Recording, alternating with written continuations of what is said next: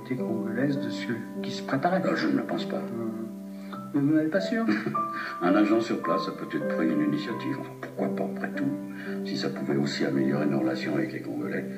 Des relations qui n'étaient d'ailleurs pas aussi mauvaises que l'auraient laissé supposer les discours enflammés de Ngouabi et des siens, qui ne cessaient de dénoncer l'impérialisme et le néocolonialisme. Vous voulez dire que, dans la réalité, Ngouabi était beaucoup plus modéré? Mais ça s'expliquait aisément. Les dirigeants congolais avaient beau dire qu'ils étaient des marxistes, léninistes purs et durs, ils avaient encore besoin de l'aide économique française. Et leur gesticulation n'était souvent que de façade.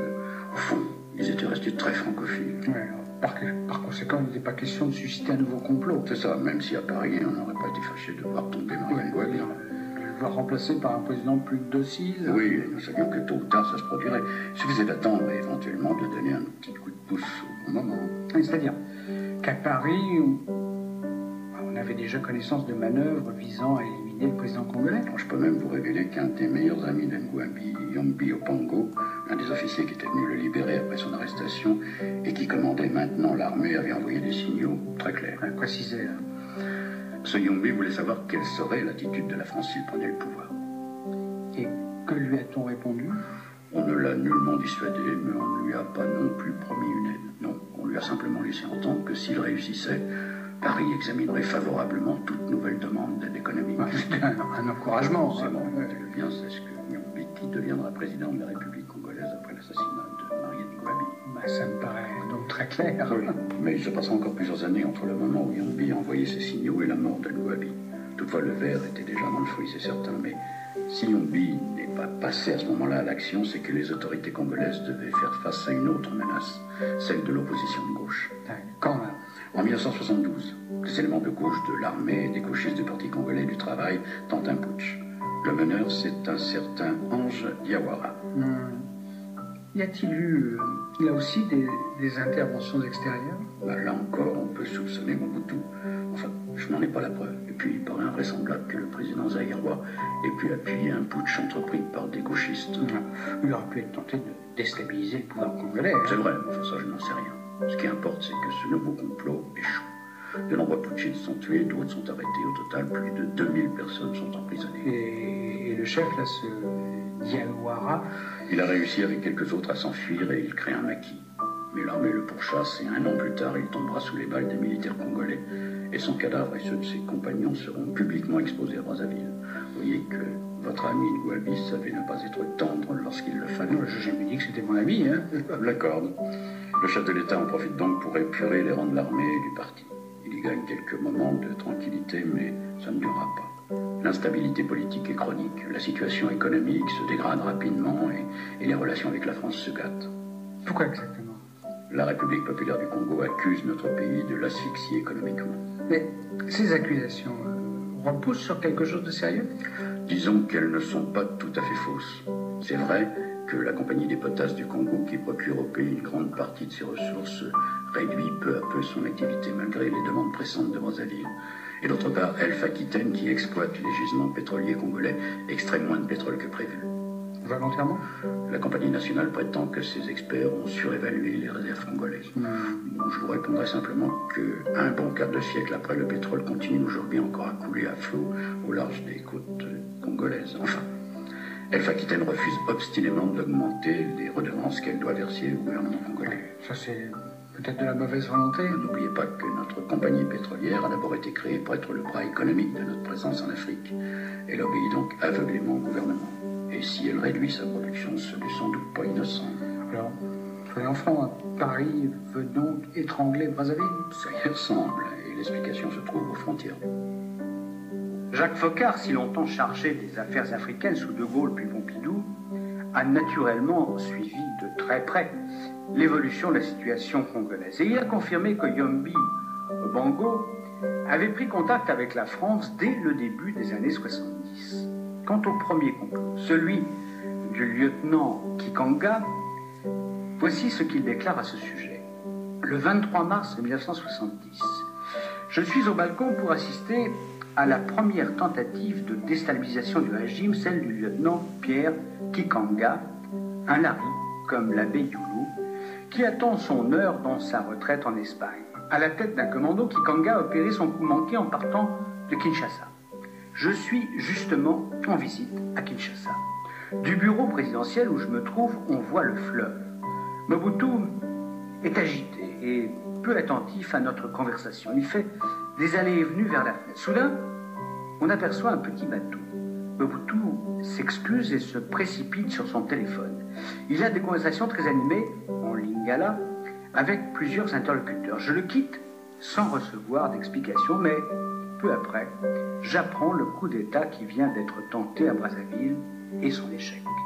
Je vais voir le colonel Claude Mademba Sy, l'ambassadeur du Sénégal qui a été éloigné de Dakar et qui semble avoir trouvé chez les Bantous, comme dit Senghor, un exutoire à son activisme. Mademba Sy est un homme loquace. Il ne fait pas beaucoup d'efforts pour me cacher qu'il avait concocté quelque chose avec Mobutu. Ces révélations de Foccart sont extraites d'un ouvrage d'entretien, Foccart parle, tome 2, paru chez Fayard en 1997. Aux frontières du Congo-Brazzaville, vous voulez encore parler du voisin zaïrois? Non, je veux parler de l'enclave du Cabinda, la très riche enclave de Cabinda, un petit territoire qu'on a appelé le Koweït africain. Et nous en avons déjà parlé un jour à propos de l'Angola. Oui, il y a une enclave qui était officiellement angolaise. Hein. Mais que les Occidentaux ne désespéraient pas d'arracher à l'Angola marxiste. Les intérêts en cause étaient immenses. Ouais, le pétrole. Bien sûr, et peut-être vous en souvenez-vous, ce sont nos services secrets qui ont pratiquement créé de toutes pièces un front de libération de l'enclave, le FLEC, un mouvement armé et financé en grande partie par la France et qui fermait les yeux sur les recrutements de mercenaires qui s'effectuaient à Paris. D'accord. Mais bon, le Congo dans tout ça? Considérons d'abord que ce pays aurait constitué une excellente base arrière pour les combattants indépendantistes du FLEC. Il existait en outre une communauté ethnique entre les Gabindais et les Bakongo et les Congolais du Sud qui étaient de même origine. Mais le gouvernement congolais ne pouvait naturellement accepter d'héberger ces types du FLEC. À cause, je pense, de cette connivence idéologique avec l'Angola. Bien évidemment. Ces deux pays appartenaient à l'orbite socialiste. Et tous les deux avaient des rapports étroits avec l'URSS. Donc, Marianne Gouabi ne pouvait pas et ne voulait pas de la présence du FLEC chez lui. Mieux, il entendait aider les dirigeants angolais à venir à bout de ces indépendantistes du Cabinda et il disposait d'un atout formidable. Quoi? La voie ferrée Congo-Océan qui reliait Brazzaville à Pointe-Noire. Elle était en piteux état, mais dans les années 70, cette ligne vitale pour l'économie congolaise était en cours de réfection. Mais ce qui est important, c'est que cette voie ferrée longeait la frontière cabindaise. Par conséquent, si les troupes angolaises l'empruntaient, elles seraient à pied d'œuvre pour lutter contre les indépendantistes. Et Ngouabi devait être prêt à autoriser leur passage. Oui, il avait promis à son homologue angolais. Or, notez bien, en janvier 1977, 12 mois avant l'assassinat de Ngouabi, des commandos du FLEC attaquent le chantier du Congo-Océan. Des ouvriers sont tués, des ingénieurs sont enlevés et les dégâts matériels sont considérables. Et pendant de longs mois, la ligne ferrée sera inutilisable. Et coup dur pour le président congolais. Et sérieux avertissement, Gouabi ne s'y trompe pas et il accuse aussitôt la France d'avoir encouragé cette agression. Et ça tient à votre avis? Le FLEC étant une création de nos services secrets, ça me paraît clair. Ouais. Mais vous avez dit avertissement. Bon, est-ce que le président congolais en tient compte? Bien sûr que non. Il n'est pas décidé à changer de politique. Et en février, si mes souvenirs sont bons, il donne une interview retentissante où il accuse une nouvelle fois la France d'asphyxier son pays. Il ne lui reste plus que 6 semaines à vivre. Justement. Évoquons les circonstances de son assassinat. Un mot avant. À cette époque, Ngouabi a prévu de réunir un congrès des partis congolais du travail. Et il se murmure qu'on va procéder à cette occasion à un grand chambardement. Certains puissants du régime ont tout à craindre de ces grandes réunions. Gouabi l'a dit, il n'est pas question de laver le linge sale en famille. Il veut donc un déballage public. Oui. Et ces puissants, vous dites là, vont donc agir avant. C'est ce que je crois. Donc d'emblée, vous affirmez que les assassins ou les commanditaires se trouvent parmi les plus hauts personnages de l'État. C'est évident. Cherchez à qui profite le crime. Et même si je ne veux pas prononcer de nom pour ne pas vous faire courir le risque d'un procès en diffamation, il me semble que c'est lumineux. Votre sollicitude me touche alors. D'accord. Mais feignons d'oublier ces noms si lumineux. Et voyons les circonstances de l'assassinat. Ce 18 mars 1977, Marianne Gouabi s'apprête à déjeuner chez lui en compagnie de son fils aîné. Où habite-t-il alors? une case-résidence, comme on l'appelle, qui se trouve au cœur de l'état-major des forces armées. Un endroit très surveillé, donc protégé. Oui. Et même si Ngouabi n'attache pas une grande importance à sa propre protection, il est certain qu'on ne peut pas entrer chez lui comme dans un moulin. Il y a à la porte un adjudant qui appartient à sa garde rapprochée. Ce n'est effectivement pas une protection très impressionnante. D'autant que cet adjudant fait partie du complot. Donc Ngouabi, à l'étage, va commencer son pas quand on lui annonce une visite. Le président descend et il se trouve face à 4 hommes. 3 sont en civil, le 4e porte une tenue de combat. Ngouabi le reconnaît aussitôt, c'est l'ex-chef du renseignement militaire, le capitaine Kikadidi, un officier qui a été limogé de l'armée. Un officier qui ne doit pas le porter dans son cœur. Sans doute. Et Kikadidi n'a pas été choisi au hasard. Dès qu'il aperçoit Ngouabi, il sort une arme. Le président se précipite sur lui, tire son pistolet de son étui. Il tue 2 des civils, mais il est finalement abattu, sans doute, par son propre garde du corps. L'adjudant, hein? Oui. Quant à Kikadidi, il s'enfuit. Mais les événements vont ensuite s'accélérer. La direction du pays est aussitôt provisoirement assurée par Denis Sassou Nguesso, le ministre de la Défense. Vous m'avez dit que c'était, Yobi Opango qui sera désigné comme président. Oui, quelques jours plus tard. Toutefois, en 79, il sera remplacé par Sassou Nguesso, le véritable homme fort du pays. Mais revenons à ce qui suit immédiatement l'assassinat. 4 jours plus tard, le cardinal Émile Biayenda, qui avait été le dernier interlocuteur de Ngouabi, est exécuté. Le président aurait pu lui confier quelque chose? Probablement. Il fallait éviter que le cardinal révèle ce que Ngouabi lui avait dit. Mais il y a aussi d'autres exécutions, à commencer par celle du garde du corps du président. L'adjudant Félon, hein. D'autres hommes accusés sans preuve d'avoir assassiné le cardinal sont également abattus, ainsi qu'un ancien chef d'état-major. À votre avis, on veut faire taire tous ces hommes? C'est clair. Et en même temps, on se débarrasse de concurrents éventuels. Mais ce n'est pas fini. L'ancien président Massemba Deba est tout de suite arrêté. On lui impute la responsabilité de l'assassinat de Mariam Ngouabi. C'est sérieux, ça? Massemba Deba n'était certes pas un ami du président, puisque c'est ce dernier qui l'avait chassé du pouvoir. Mais on avait noté au cours des dernières semaines que Ngouabi avait amorcé une tentative de rapprochement avec son ancien adversaire. Par conséquent, Massemba Deba n'avait pas intérêt à le faire assassiner. C'est ce que je pense, mais on a trouvé dans les papiers présidentiels une lettre de Massemba Deba. Une lettre adressée à Ngouabi? Oui, et dans ce courrier, l'ancien président conseillait à son successeur de démissionner. Pourquoi? Parce qu'il jugeait la situation du pays catastrophique et le mécontentement généralisé. Et il ajoutait une phrase malheureuse qui lui sera reprochée par ses juges. Il écrivait à peu près que la survie de Mariam Ngouabi commandait qu'il donne au plus vite sa démission. Ça a été interprété comme une menace. Exactement. Et comme on avait très envie de faire disparaître cet homme politique resté populaire, on l'a condamné à mort et immédiatement exécuté. Il y avait tout juste une semaine que Ngouabi était mort. Justice expéditive, n'est-ce pas?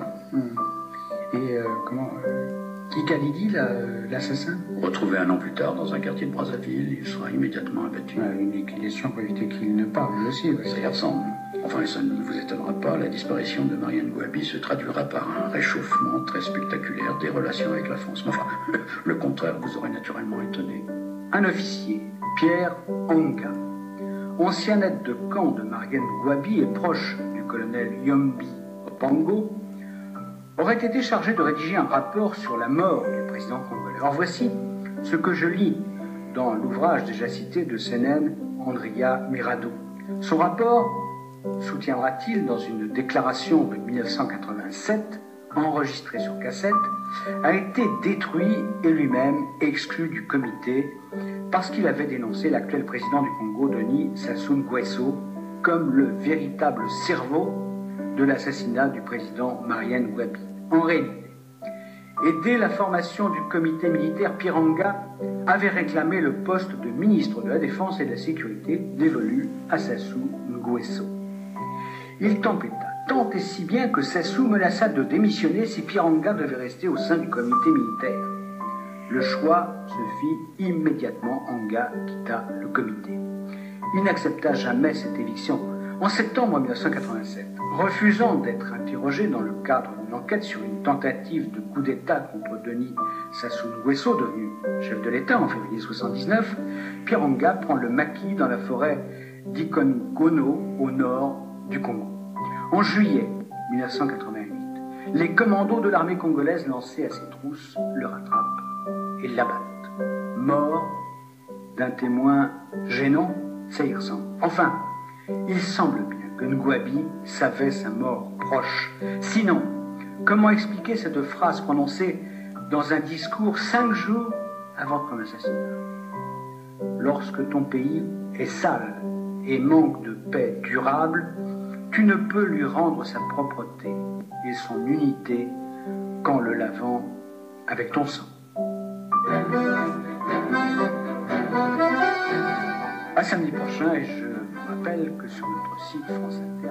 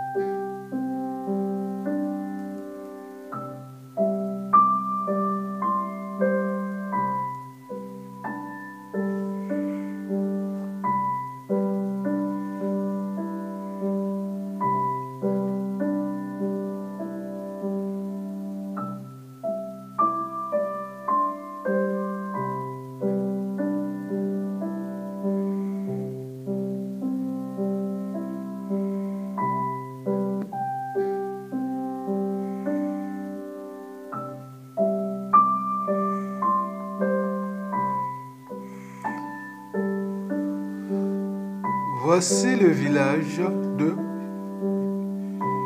commandant Marengwabi, Ombele. C'est ici Ombele. Voici chez moi. C'est quelque part ici.